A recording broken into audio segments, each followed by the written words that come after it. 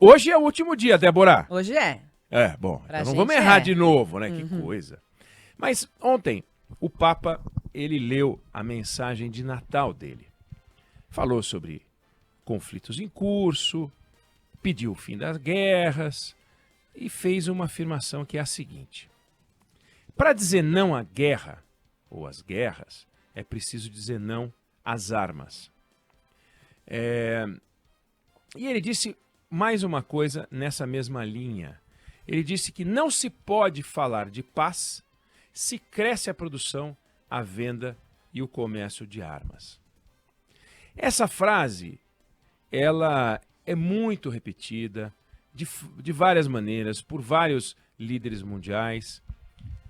Variações disso, o próprio presidente Lula disse no começo do mês, no discurso da COP28, ele falou que é inexplicável que a ONU, apesar de seus esforços, se mostre incapaz de manter a paz simplesmente porque alguns dos seus membros lucram com a guerra. São variações que têm por trás uma ideia que, obviamente, essas autoridades, esses líderes, acham que para em pé. E qual é a lógica que guia esse raciocínio? Que existe um grupo de empresários, esse grupo é demoníaco, é um grupo que ganha dinheiro com armas, é um grupo que controla as decisões do mundo, empurrando os países para guerras que não têm o menor sentido. E essas guerras, que não têm o menor sentido, acabam enriquecendo ainda mais esses senhores da guerra, que aumentam ainda mais o seu poder e reforçam ainda mais o lobby para que a gente tenha cada vez mais guerra. Esse é o raciocínio que está por trás. Para dizer não às guerras, temos que dizer não às armas, não se pode falar em paz se cresce a produção e a venda do comércio de armas. Ninguém duvida, não dá para dizer, né? Seria maluquice dizer, tem uma indústria da guerra, né? Existe uma indústria da guerra, existem empresas que ganham dinheiro vendendo armas. Como existem empresas que ganham dinheiro vendendo dedetização. E se você for perguntar qual é o sonho de uma empresa de dedetização, é um mundo cheio de barata e de rato. Seria maravilhoso. Já pensou? Um monte de barata, um monte de rato, para tudo que é lado. As indústrias de dedetização seriam incríveis. Então, a gente tem que partir do princípio que as decisões mundiais, elas são resultado de um jogo de pressões que envolvem os que querem as guerras, os que querem as baratas, os que querem os ratos, e aqueles que perdem dinheiro com as guerras, que perdem dinheiro com as baratas, que perdem dinheiro com os ratos. É uma discussão complexa, né? Então vamos lá. Vamos pegar algumas empresas, e eu vou citar 4, que faturam uma grana preta com a indústria bélica. 4.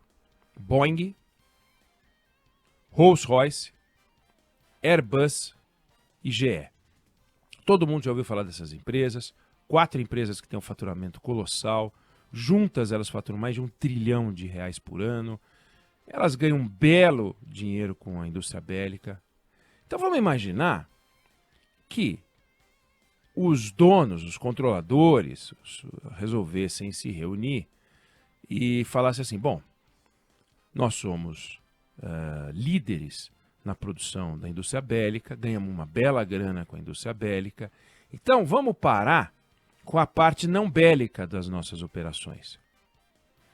Bom, a Boeing perderia 54% do faturamento. A Rolls-Royce perderia 69% do faturamento. A Airbus, 80% do faturamento. E a GE, que é uma líder em indústria bélica, perderia 94% do faturamento. Então, do trilhão de faturamento somado dessas empresas, elas perderiam 820 bilhões. 82% do faturamento. Somando tudo, fazendo as contas. Blá, blá. Então, Boeing, Rolls-Royce, Airbus e GE, 4 gigantes da indústria bélica, ganham muito mais dinheiro com a paz do que com a guerra. 4,5 vezes a mais. quando você compara o faturamento não bélico contra o bélico. Tem uma estimativa que a indústria bélica, a indústria das armas, a indústria da guerra, movimenta alguma coisa como 2 trilhões de dólares por ano. É um número grande. Sabe quanto movimenta a indústria de saúde? 6 vezes mais. Alguns dizem que é 5. Sabe quanto movimenta o mercado imobiliário na comparação com a indústria bélica sempre? De 4 a 5 vezes mais. Mercado imobiliário. Quanto movimenta o mercado de turismo no mundo?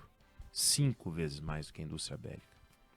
E a indústria de saúde, o mercado imobiliário e o turismo são afetados diretamente, são afetados negativamente quando tem guerra. Essas indústrias elas não fazem lobby, só a indústria bélica faz lobby. Elas ficam quietas vendo o negócio delas ser comprometido. O que você acha que aconteceu, ouvinte querido, ouvinte querida, com o turismo no Oriente Médio, com o turismo em Israel, em função da guerra? Quando o Papa fala que para acabar com a indústria da guerra é preciso acabar com as armas, na verdade, ele está construindo uma frase que, se a gente parar para pensar, não é que você precisa acabar com as armas para pôr fim às guerras, é preciso parar com as guerras. E a existência de armas, muitas vezes, para não dizer sempre, é o que garante a paz. Ou impede a guerra. Vamos pegar um exemplo concreto. O ditador da Venezuela, Nicolás Maduro, maluco, canalha, assassino do povo venezuelano, mata as pessoas de fome. Ele resolveu que ia pegar um pedaço da Guiana, para não dizer toda a Guiana. Por que ele não invadiu? Por que ele não invadiu? Primeiro que ele fez um plebiscito para conseguir um apoio popular para fazer a invasão. Mas por que ele não invadiu? Porque ele sabe que os Estados Unidos, com as armas, ele sabe que o Brasil, ainda que não tenha o poder bélico americano, mas com as armas, não vão deixar. Os Estados Unidos não vão deixar que ele invada a Guiana. E o Brasil não vai deixar que ele passe pelo território brasileiro, no mínimo. Então, óbvio, as guerras elas acontecem pelo uso das armas, mas elas começam, ou elas não começam, quando você enxerga no outro lado alguém que está tão armado ou mais bem armado que você, primeiro. Segundo, elas começam porque um lado agressor despreza qualquer regra de convivência internacional, despreza as instituições multilaterais que foram criadas para a mediação. E esse desprezo está ligado à falta de democracia. Puxa pela memória, tenta lembrar. 2 países democráticos jogando bomba um na cabeça do outro. Então, mais do que defender o fim das armas, que é um discurso fácil, que é um discurso bonito, que é um discurso aparentemente lógico, a gente tem que defender a difusão da democracia. Por que o Papa não pediu democracia no mundo? Por que o presidente Lula não pediu democracia para a Venezuela, para a Nicarágua? Venezuela, Rússia, as nações africanas em guerra, em comum, não sabem o que é democracia, desprezam a democracia, ignoram a democracia. No caso da Rússia, matam seus adversários. No caso da Venezuela, sufocam os poderes, matam a própria sociedade. O investimento em armas no mundo, além disso tudo, o grosso dele é salário, manutenção de tropa, não é compra de arma. Não é compra de arma.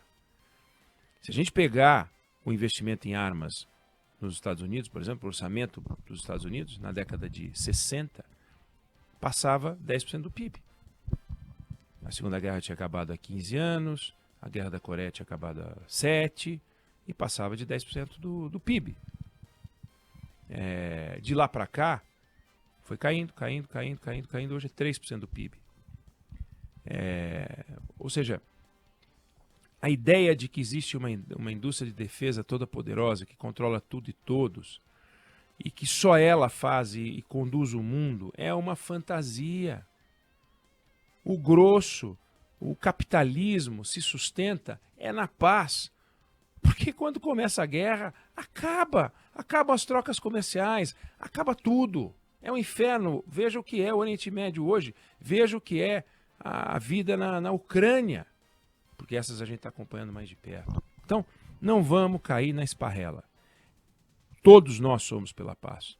Todos nós, ao olhar uma imagem como os bombardeios sobre a faixa de Gaza, ficamos destruídos por dentro, vendo crianças sendo mortas, mulheres sendo mortas.